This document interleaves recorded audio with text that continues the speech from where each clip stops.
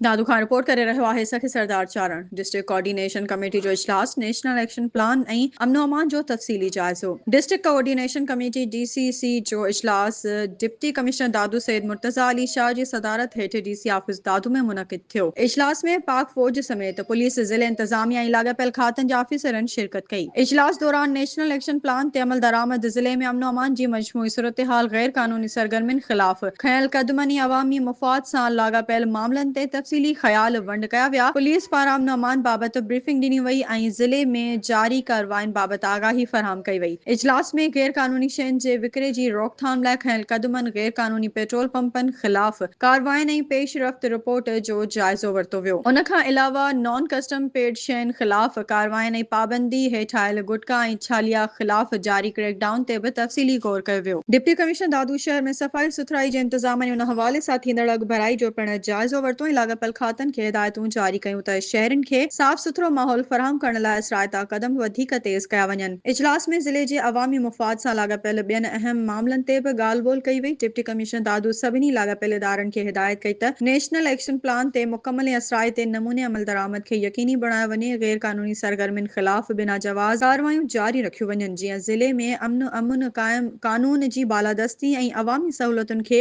यकीनी बणाए सघिजे। इजलास में additional deputy commissioner 2 Sikandar Ali Rustamani, assistant commissioner Dadu Samiullah Wagar, assistant commissioner Mehar Ghulam Fatima Ghalo, assistant commissioner Johi Adnan Azhar Hingoro, DSP complaint Shahabuddin, additional director social welfare Ishfaq Ahmed, assistant director Azizullah Solangi, child protection officer Abdul Waheed Samejo, SEPCO जो DCM Mujibur Rehman, engineer Abdul Aziz Panwar ऐं ॿियनि लाॻापियल इदारनि जा ऑफिसर मौजूद हुआ।